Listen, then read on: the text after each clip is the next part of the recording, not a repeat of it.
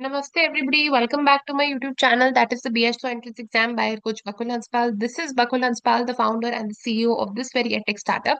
And today is कौन सा day हो गया मेरे को भी कैलकुलेट करने दो 2014 15 16 17 18 today is the fifth class of our elite exclusive special और पता नहीं क्या क्या बोलूं मास्टर क्लास सीरीज जहां पर we are doing previous year questions of critical reasoning toughest of elite we are breaking down each and every question each and every difficult concept into the most simplest part जितना मैं कर पा रही हूँ right and uh, क्योंकि it's again better when you have one-on-one sessions but at times you are not able to have therefore videos are being prepared on YouTube so इसमें हम हमेशा जो भी अब तक जो मैं सेशन चला रही हूँ we are learning new kind of questions flaw हो पैराडॉक्स हो है ना या फिर resolving the discrepancy resolving the paradox हो पैरेलल रीजनिंग हो फ्लॉड पैरेलल रीजनिंग हो वो करते करते हमारे हम हर टाइप ऑफ क्वेश्चन देख रहे हैं आज भी हम नए टाइप ऑफ क्वेश्चन देखेंगे ठीक है अब तक आपने पिछली वीडियोस नहीं देखी तो मैं सजेस्ट करूंगी प्लीज जाकर उनको देख लो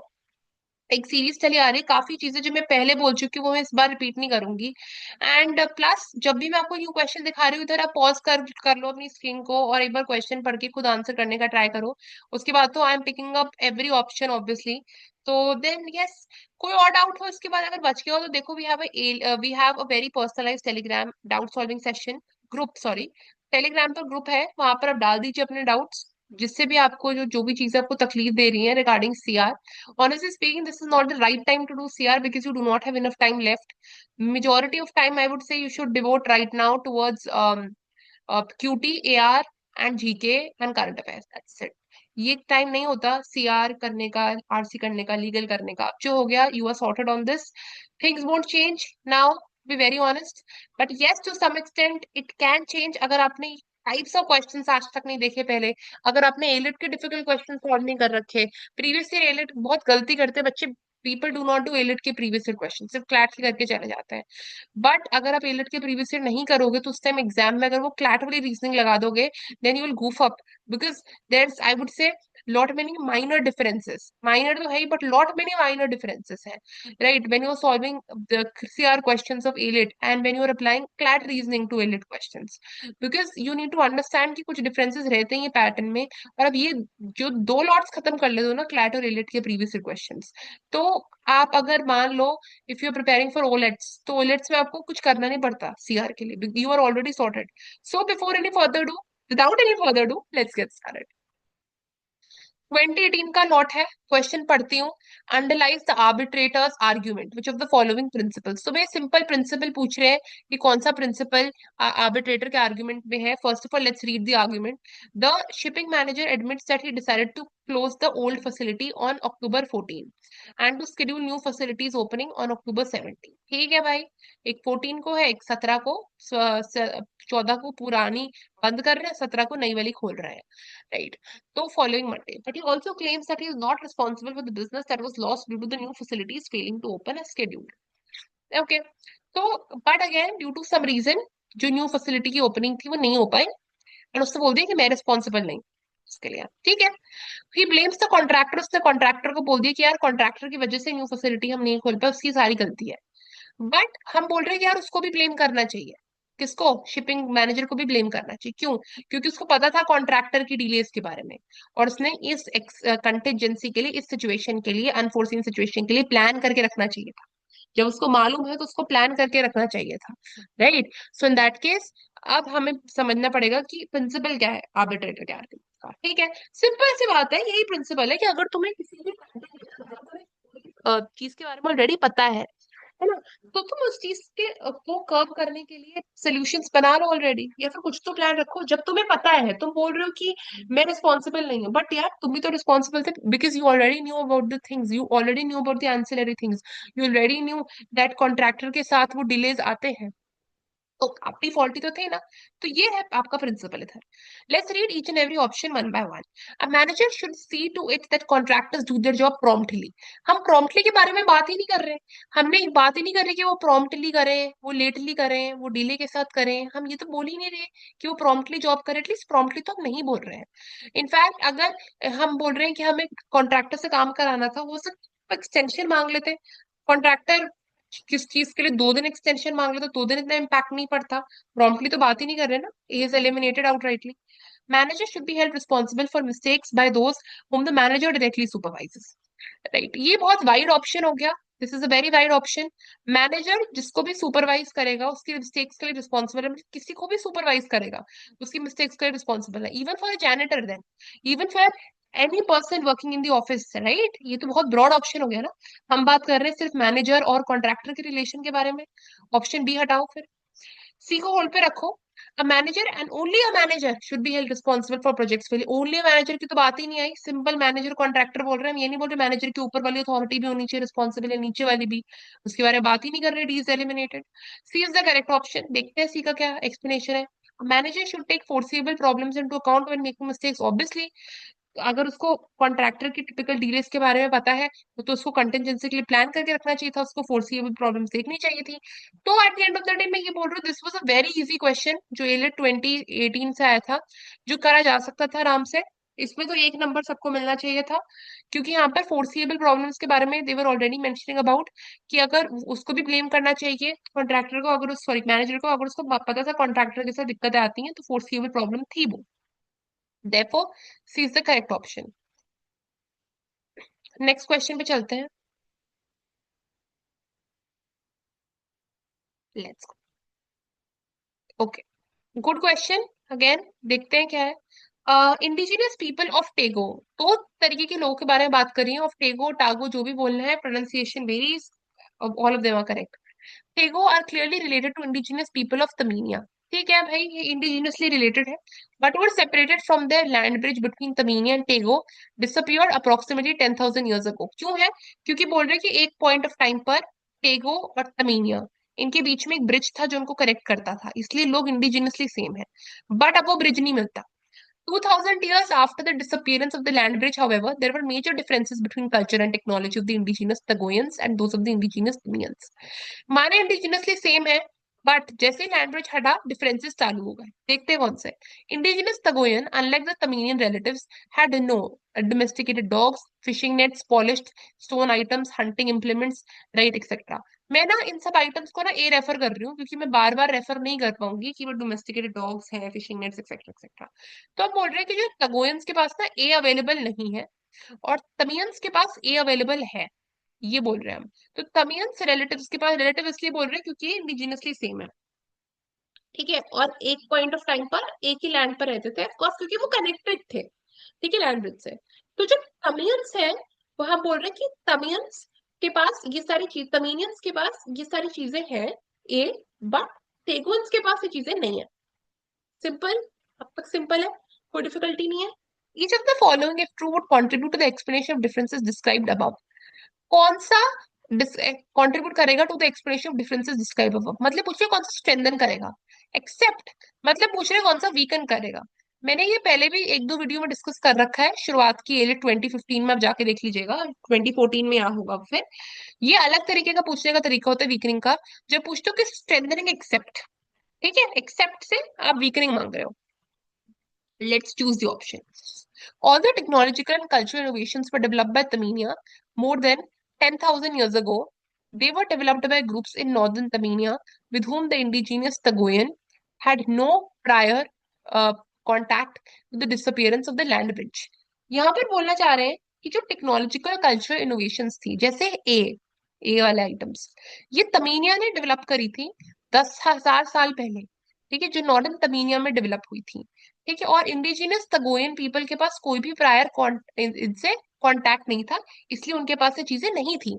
नहीं थी, इस मतलब पैसेज में भी है कि नहीं थी, मतलब ये स्ट्रेंथन कर रहा है, तो ऑप्शन ए आप हटा दो। Option is not the answer. Devices such as spear thrower, boomerang were developed by indigenous Tagoyan more than 10,000 years ago. Let's see this option. After the disappearance of the land bridge, the indigenous Tagoyans simply abandoned certain practices and technologies that they originally shared with the Taminian relatives. ये भी हो सकता है, ये भी strengthen कर रहा है। Strengthen इसलिए कर रहा है क्योंकि practices abandon कर दी, इसलिए उनके पास से current A वाला items नहीं है। लास्ट ऑप्शन देखो, indigenous people of Tamania developed hunting implements like boomerangs, spear thrower after the disappearance of land bridge। ये भी हो सकता है, ये स्ट्रेंथन हो रहा है इससे। क्यों? क्योंकि उन्होंने ये चीजें डेवलप करी हैं और इसलिए उनके पास ये चीजें अवेलेबल है। जो ये बात कर रहे हैं पैसेज में। अनलाइक बोल दिया, अनलाइक। कुछ लोग को अनलाइक का यूजेज समझ में नहीं आता। Unlike basically means difference. Unlike means कि for example I have goods unlike others, मतलब दूसरों के पास गुड्स नहीं है, मेरे पास गुड्स है। This is the significance of unlike. अब why B is the correct option? क्योंकि हम बोल रहे हैं कि जो पर्टिकुलर आइटम्स थे ना, ये तगोयन लोगों ने बनाए थे मोर देन 10,000 ईयर्स ago। इसका मतलब तगोयन लोगों के पास आइटम्स होने चाहिए, लेकिन हमने पैसेज में बोल दिया इनके पास आइटम्स है ही नहीं। In that case option B weakens and it is going to be the correct answer. समझ में आया? आई होप समझ में आया हो। Let's move on to the other question.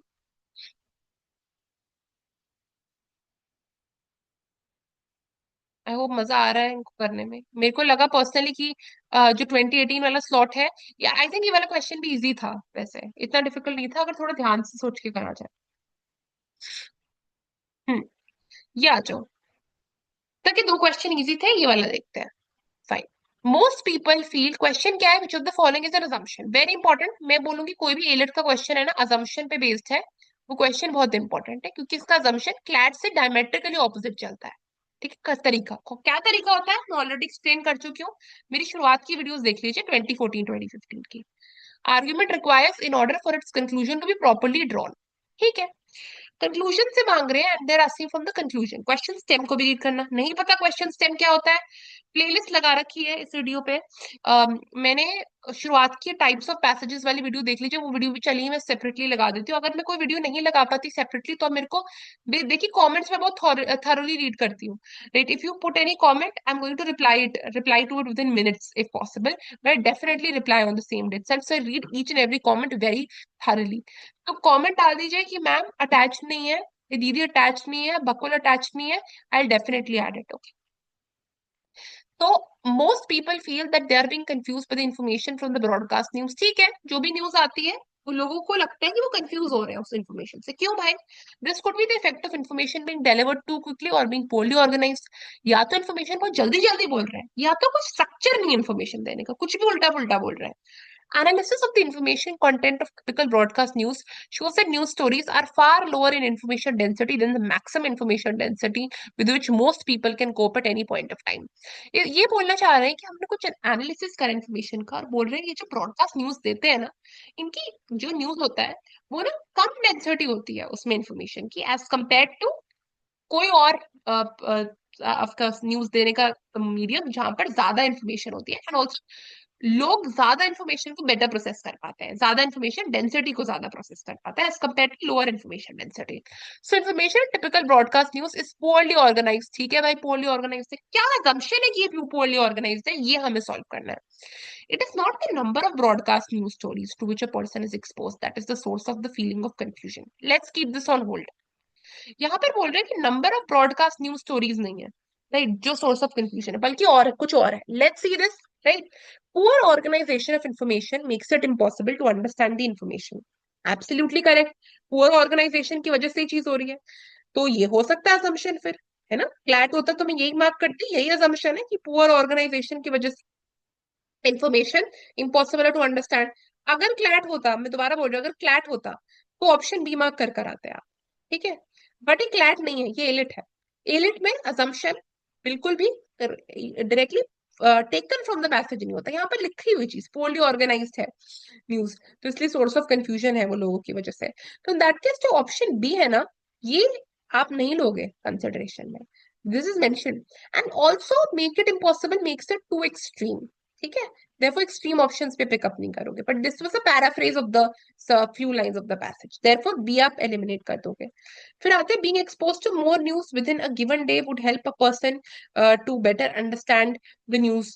ठीक है, तो within a given day, whether it is a given day, given week, या जो भी है, हमें कुछ नहीं पता उसके बारे में, whether it would be better or not, we have no idea about, है ना? हमें कोई चीज नहीं पता कि वो high density low density information किस सेंस में बोल रहे हैं, डे में बोल रहे हैं, मंथ में बोल रहे हैं, कुछ नहीं पता, तो सी तो भाई पता नहीं। Most people can cope with high information density, ये तो directly mention from the passage है, ये तो कभी भी assumption नहीं हो सकता एलिट में। एलिट में हमें चाहिए कि हम अपने मन से assumption बनाए, पैसेज से नहीं उठा सकते। Maximum information density which most people can cope at any time, तो डी तो एलिमिनेट हो गए, यहाँ से पिकअप है, और ये वाला यहाँ से। तो Why option A is the correct answer? It is not the number of broadcast news stories to which a person is exposed that is the source of feeling of confusion. Right? ये it is not the number of news stories. Then it is what? It is information is delivered too quickly or it is poorly organized. हम कभी भी assumption को ना explicitly नहीं लेते जो चीज लिखी होती है पैसेज में इन एलिट कितने भी क्वेश्चन उठा लो कि मैं गारंटी दे रही हूँ कितने भी आप उठा लो 10 साल के कभी आपको कोई ऐसा क्वेश्चन नहीं दिखेगा जहां पर assumption explicitly उठाया गया हो पैसेज कभी भी नहीं दिखेगा आपको आपको ऐसे assumption दिखेंगे जो आपको लगेगा यार ये तो बड़ा वियर्ड नहीं है मैम मैम ये तो बड़ा आउट ऑफ स्कोप टाइप लग रहा है मैम ये बड़ा वाइड लग रहा है यही मिलेगा आपको एलर्ट में आपको नहीं मिलेगा आपको कोई भी ऐसा assumption जो बिल्कुल एक्सप्लिसिटली पिकअप है न्यूज ब्रॉडकास्ट न्यूज स्टोरीज नहीं है बल्कि टू क्विकली इंफॉर्मेशन दे रहे हैं और पोअरली ऑर्गेनाइज्ड है राइट इसकी वजह से सोर्स ऑफ कंफ्यूजन फैल रहा है ये एक रीजन है दूसरा reason number of broadcast news stories कैसी है इसको कैसे डिटरमिन करोगे इंफॉर्मेशन डेंसिटी वो किस सेंस में बोल रहे हैं क्या वो ब्रॉडकास्ट स्टोरीज के टर्म्स में बोल रहे हैं या फिर वो एक न्यूज स्टोरी के बारे में बोल रहे हैं मतलब क्या वो ये बोल रहे हैं कि मैक्सिमम इंफॉर्मेशन डेंसिटी का मतलब ये है कि लोग 5 या 6 information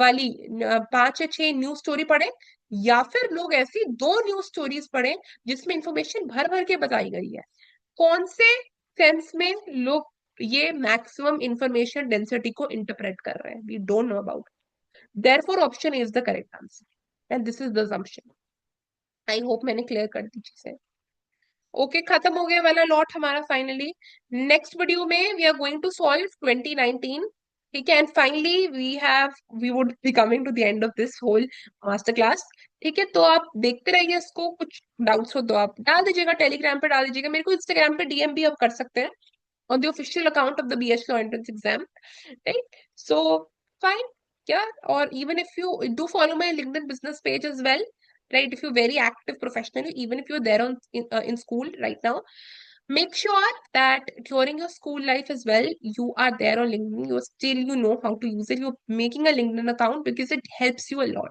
It gives you kickstart, right? So चलो then 2019 करते हैं so for getting more such videos do like share comment and subscribe to my YouTube channel